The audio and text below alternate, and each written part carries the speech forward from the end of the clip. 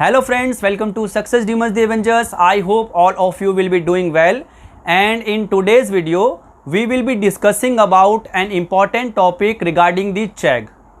As in my previous videos, many of you have asked me a common question regarding the revocation of account. Specially वो लोग जिन्होंने check पर recently काम करना start करा है, जिनको काम करते हुए 1 महीने का या 2 महीने का ही टाइम हुआ है, उनके लिए इस वीडियो को देखना बहुत ज़रूरी है। तो वो इस वीडियो को पूरा देखें, क्योंकि इस वीडियो में मैंने अपने पर्सनल एक्सपीरियंसेस और साथ साथ कुछ इम्पॉर्टेंट सजेशंस आपके साथ शेयर करे हैं, जिसको फॉलो अगर आप करते हैं तो आपकी परफॉर्मेंस अच्छी रहेगी और साथ साथ अपने अकाउंट को आप रिवोक होने से भी बचा सकते हैं। तो चलिए स्टार्ट करते हैं। देखिए, जब आप चेक पे नया काम करना स्टार्ट करते हैं तो आपके अकाउंट रिवोकेशन के चांसेस ज़्यादा क्यों होते हैं, सबसे पहले तो इस रीज़न को हम स्टडी कर लेते हैं। अगर आपका नया अकाउंट बनता है तो मोस्ट ऑफ द एक्सपर्ट क्या करते हैं, वो ज़्यादा अर्निंग के चक्कर में, ज़्यादा अर्निंग जनरेट करने के चक्कर में ज़्यादा से ज़्यादा क्वेश्चंस को अटैम्प्ट करने की कोशिश करते हैं, जो कि आपको बिल्कुल भी नहीं करना है।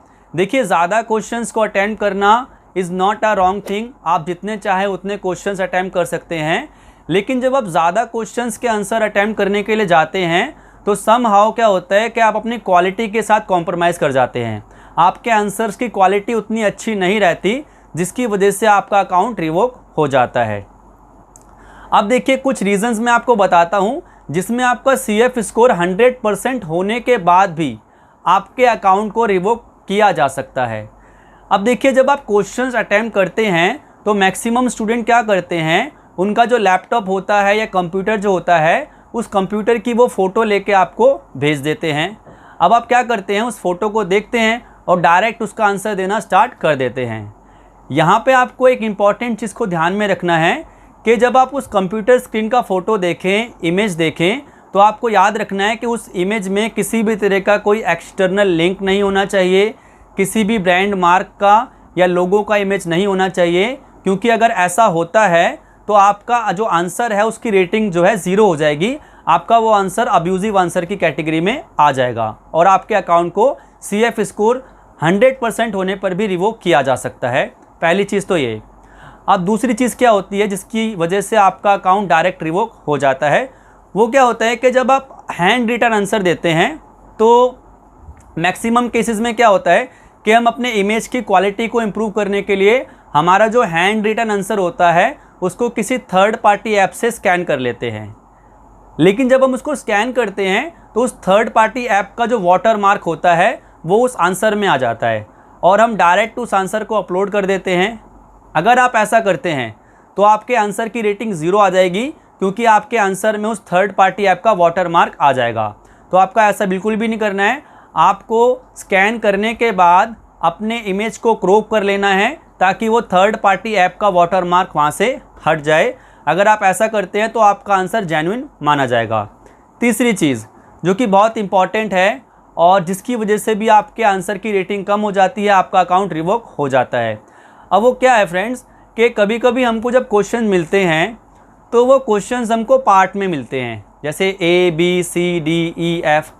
तो मान लीजिए कि मेरे को किसी क्वेश्चन में 6 पार्ट हैं और 5 पार्ट तो आते हैं, बट एक पार्ट ऐसा है जिसमें मैं कंफ्यूज्ड हूँ, वो मेरे को नहीं आता है, बट मैंने फिर भी उस क्वेश्चंस को अटैम्प्ट कर लिया ये सोचते हुए कि भाई मैक्सिमम तो मेरे को आता है, बट एक पार्ट नहीं आता है, तो स्टूडेंट उसकी रेटिंग अच्छी दे देगा, या फिर स्टूडेंट रेटिंग ना भी दे तो क्या फ़र्क पड़ता है। ठीक है, आपको ऐसा बिल्कुल भी नहीं करना है।